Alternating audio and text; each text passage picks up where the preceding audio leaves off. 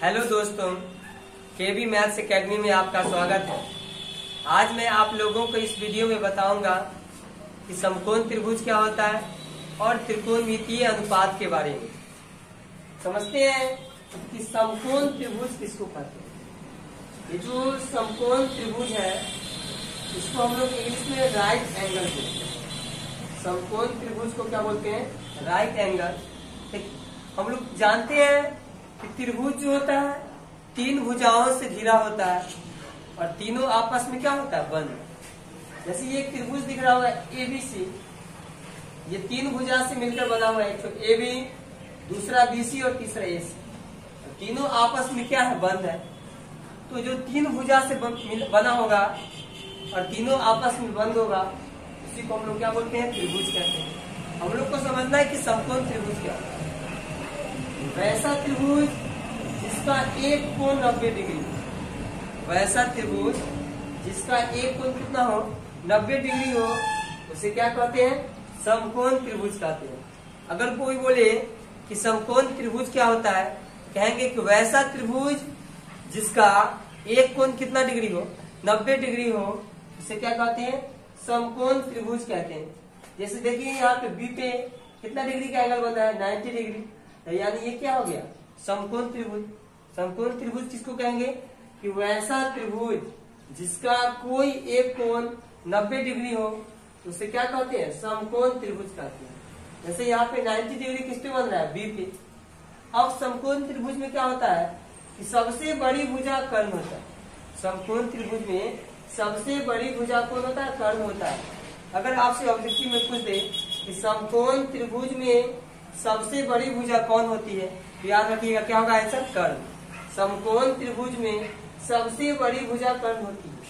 अगर समकोण त्रिभुज है तो उसमें कर्ण होगा, लंब होगा और आधार। एक तो भुजा कर्ण, दूसरा भुजा लंब और तीसरा भुजा क्या होगा? आधार। समझते हैं कि किसको कर्ण कहेंगे, किसको लंब कहेंगे और किसको आधार कहेंगे। जैसे देखिए 90 डिग्री कहाँ पे बन रहा है? बी पे। तो जिस एंगल पे 90 डिग्री बनता है, जिस एंगल पे क्या बनता है? 90 डिग्री, उसके सामने वाले साइड को हाइपोटेनस कहते हैं। तो 90 डिग्री किस पे बन रहा है? बी पे। बी के सामने क्या है? AC। तो AC क्या है? हाइपोटेनस। इसको हम लोग हिंदी में क्या कहते हैं? कर्ण। और H से डिनोट करते हैं। याद रखिएगा कि हाइपोटेनस किसको बोलेंगे? तो जिस एंगल पर 90 डिग्री बनता है उसके सामने वाले को क्या कहते हैं? हाइपोटेनस। जिस एंगल पे 90 डिग्री बनता है उसके सामने वाले को क्या कहते हैं? हाइपोटेनस। अब उसके बाद समझते हैं कि कौन परपेंडिकुलर होगा और कौन क्या होगा? बेस होगा। पहला बात याद रखना है कि जिस एंगल पे 90 डिग्री बनेगा उसके सामने वाले को क्या कहते हैं? हाइपोटेनस। अब देखिए जिस एंगल के रेफरेंस में बात करेंगे, जिस एंगल के रेफरेंस में बात करेंगे उसके सामने वाले को परपेंडिकुलर कहते हैं। जैसे अभी हम लोग थीटा एंगल के रिस्पेक्ट में बात कर रहे हैं तो थीटा के सामने क्या है? AB, यानी कि AB क्या है? परपेंडिकुलर। जहाँ पे 90 डिग्री बनेगा उसके सामने वाले को हाइपोटेनस कहते हैं। याद रखिएगा कि जहाँ पे 90 डिग्री, तो एंगल B पे 90 डिग्री बन रहा है तो उसके सामने वाले को क्या कहेंगे? हाइपोटेनस। जिस एंगल पे 90 डिग्री बनता है उसके सामने वाले को हाइपोटेनस करते हैं। जहाँ पे थीटा रहेगा, थीटा के सामने वाले को क्या बोलते हैं? परपेंडिकुलर। तो एंगल C पे थीटा है यानी परपेंडिकुलर क्या हो जाएगा? AB। तो ये हाइपोटेनस हो गया, ये परपेंडिकुलर हो गया। तो जो बच गया उसी को हम लोग क्या कहते हैं? बेस। तो क्या बच गया? BC। BC आपका क्या कहलाएगा? बेस कहलाएगा। याद रखिएगा कि 90 डिग्री सामने वाले को क्या कहते हैं? हाइपोटेनस। और जिस एंगल की रेफरेंस में बात करेंगे उसके सामने वाले को परपेंडिकुलर, जो बच गया उसको क्या होगा? बेस। समकोण त्रिभुज के रिगार्डिंग में एक मैथमेटिशियन थे पाइथागोरस। समकोण त्रिभुज के रिगार्डिंग में एक मैथमेटिशियन थे पाइथागोरस। मैथमेटिशियन का नाम क्या था? पाइथागोरस। जो बोले थे कि एक समकोण त्रिभुज में कर्ण का वर्ग, एक समकोण त्रिभुज में कर्ण का जो वर्ग होगा वो शेष दो भुजाओं के वर्गों के योग के बराबर होता है। पाइथागोरस बोले थे एक समकोण त्रिभुज में कर्ण का वर्ग शेष दो भुजाओं के वर्गों के योग के बराबर होता है। कर्ण यानी कि H, यानी कि H का जो स्क्वायर होगा शेष दो भुजा यानी कि क्या होगा, पी और बी, तो इस दोनों के वर्ग के योग के बराबर यानी कि p square plus B square. तो एच स्क्वायर बराबर क्या होगा, p square plus B square. ये जो स्टेटमेंट है ये कौन दिए थे, तो पाइथागोरस नामक गणितज्ञ थे, वही ये बोले थे कि एक समकोण त्रिभुज में कर्ण का वर्ग क्या होता है, शेष दो भुजाओं के वर्गों के योग के बराबर होता है, यानी कि एच स्क्वायर बराबर P square plus B square. जैसे यहाँ से देखिए, अगर हम यहाँ से स्क्वायर को हटा दें तो स्क्वायर को हटाएंगे तो क्या लग जाएगा, रूट, यानी एच बराबर root under p square plus B square. याद रखना है एच इक्वल टू क्या का formula, root under p square plus B square.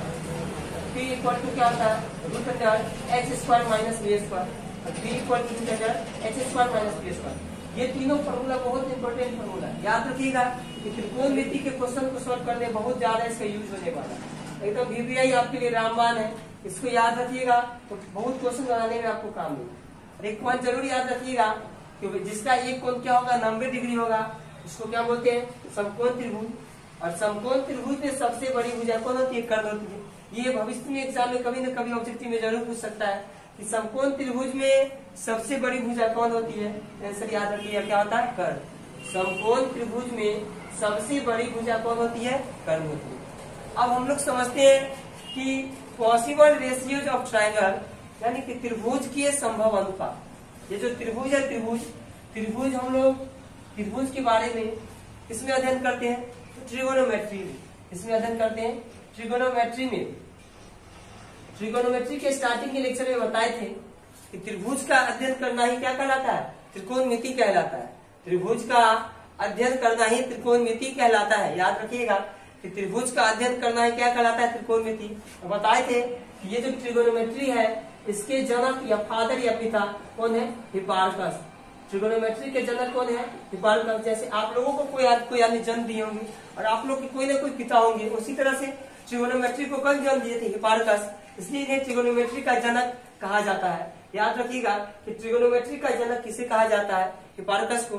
Trigonometry में हम लोग ट्रायंगल का स्टडी करते हैं।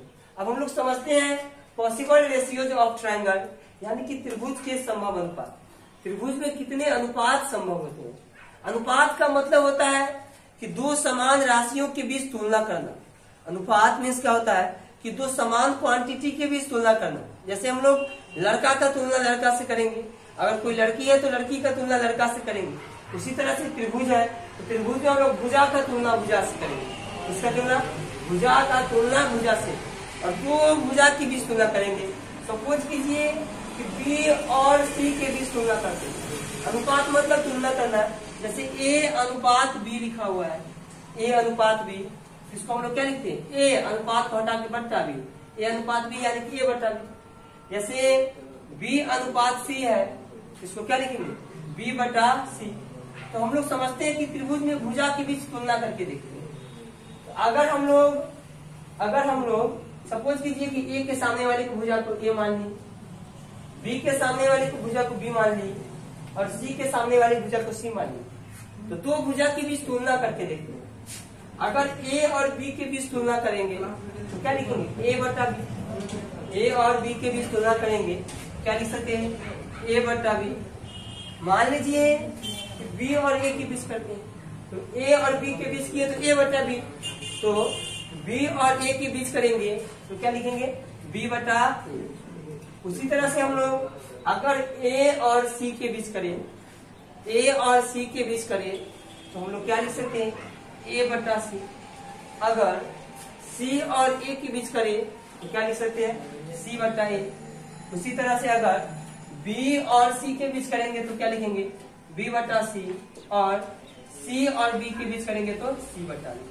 इस तरह से पॉसिबल रेशियो यानी कि संभव अनुपात कितना हो गया, 1 2 3 4 5 6, यानी कि त्रिभुज में 6 अनुपात संभव होते हैं। याद रखिएगा कि त्रिभुज में कितने अनुपात संभव होते हैं, तो 6। इससे ज्यादा इसमें पॉसिबल रेशियो निकाल नहीं सकते, संभव ही नहीं है।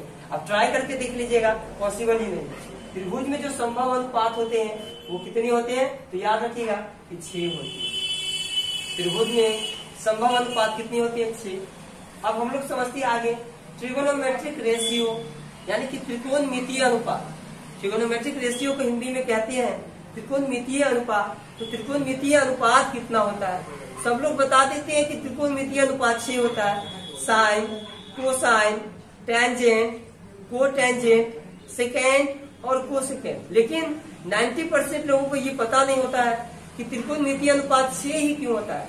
आखिर हिपार्कस जो थे 6 ही त्रिकोणमितीय अनुपात क्यों दिए, वो 10 क्यों नहीं दिए, 8 क्यों नहीं दिए, 20 क्यों नहीं दिए, और 6 ही त्रिकोणमितीय अनुपात क्यों दे दिए। इसके पीछे का रीजन है कि हम लोग ये जो ट्रिगोनोमेट्री है, कौन से ट्रिगोनोमेट्री में इसका स्टडी करते हैं, तो ट्राइंगल का स्टडी करते हैं। ट्रिगोनोमेट्री में ट्राइंगल का स्टडी करते हैं, और ट्राइंगल में कितना रेशियो संभव है, 6 रेशियो संभव है। इसलिए ट्रिगोनोमेट्रिक रेशियो कितना होता है, 6। ट्रिगोनोमेट्रिक रेशियो यानी कि त्रिकोणमितीय अनुपात, और ये जो त्रिकोणमितीय अनुपात है ये भी 6 होता है। इसका मेन रीजन यही है कि ट्रिगोनोमेट्री में ट्राइंगल का स्टडी करते हैं, और ट्राइंगल में 6 रेशियो पॉसिबल होता है। इसलिए ट्रिगोनोमेट्रिक रेशियो कितना होता है, 6 होता है। याद रखिएगा कि ट्रिगोनोमेट्रिक रेशियो 6 इसलिए होता है क्योंकि ट्रिगोनोमेट्री में हम लोग ट्राइंगल का स्टडी करते हैं, और ट्राइंगल में 6 रेशियो पॉसिबल होता है। इसलिए ट्रिगोनोमेट्रिक रेशियो कितना होता है, 6। किसी से पूछ के देखिएगा, ट्राई करके देखिएगा, 90% लोग आपको बता नहीं पाएंगे ट्रिगोनोमेट्रिक रेशियो कितना होता है। तो याद रखिएगा ट्रिगोनोमेट्रिक रेशियो कितना होता है, तो 6। कौन कौन, sine, cosine, tangent, cotangent, secant, cosecant. पहला साइन, दूसरा कोसाइन, तीसरा टेंजेंट, चौथा कोटेंजेंट, पांचवा सेकेंड और लास्ट कोसेकेंड। अब देखिए ये साइन ट्रिगोनोमेट्रिक रेशियो और इसका एंगल थीटा है, यानी साइन का एंगल क्या है, थीटा। जो पी और एच है, पी और एच के रेशियो को हिपार्कस नाम दिए थे साइन थीटा। पी यानी कि परपेंडिकुलर, परपेंडिकुलर यानी कि लंब बटा कर्ण, लंब बटा कर्ण को क्या कहते हैं, साइन थीटा। लंब बटा कर्ण को क्या कहते हैं, साइन थीटा। साइन थीटा का फॉर्मूला पी बटा एच। दूसरा है कॉस थीटा, कॉस थीटा का फॉर्मूला बी बटा एच, यानी आधार बटा कर्ण को क्या कहते हैं, कॉस थीटा। कुछ पूछे साइन थीटा किसे कहते हैं, तो कह सकते हैं कि पी और एच के रेशियो को साइन थीटा कहते हैं, लंब और कर्ण के रेशियो को साइन थीटा कहते हैं, परपेंडिकुलर और हाइपोटेनस के रेशियो को साइन थीटा कहते हैं। साइन थीटा का फॉर्मूला पी बटा एच होता है, कॉस थीटा का फॉर्मूला बी बटा एच होता है, टेन थीटा का फॉर्मूला पी बटा बी होता है, कॉसेक थीटा का एच बटा पी होता है, सेक थीटा का एच बटा बी होता है, और कॉट थीटा का बी बटा बी होता है। आपको 6 फॉर्मूला इधर से और 3 फॉर्मूला यहाँ है। h equal to root under p square plus B square, p equal to root under h square minus b square, और b equal to root under h square minus b square. अगर ये आप 6 और 3 9 formula को याद करते हैं तो आपके एग्जाम में 4 से 5 नंबर का क्वेश्चन आप बना सकते हैं। तो ये जो 6 इधर है और 3 इधर है, 9 फॉर्मूला को जरूर याद कर लीजिएगा। साइन थीटा बराबर पी बटा एच होता है, कॉस थीटा बराबर बी बटा एच, टेन थीटा बराबर पी बटा बी, कॉसेक थीटा बराबर एच बटा बी, सेक थीटा बराबर एच बटा बी, और कॉट थीटा बराबर बी बटा बी। अब देख रहे होंगे साइन का ठीक ऑपोजिट कॉसेक का, साइन थीटा का पी बटा एच तो कॉसेक थीटा का एच बटा बी। साइन थीटा का उल्टा कॉसेक थीटा हो जाए, कॉस का उल्टा सेक थीटा, जैसे कॉस का बी बटा एच है तो सेक का एच बटा बी। फिर टेन का उल्टा क्या है, कॉट, टेन थीटा का फॉर्मूला पी बटा बी और कॉट थीटा का बी बटा बी। इस चीज को याद करके रखिएगा। दोस्तों अगर वीडियो अच्छा लगा हो तो लाइक शेयर और सब्सक्राइब जरूर कीजिएगा, और आगे का लेक्चर हम लोग अगले वीडियो में देखेंगे।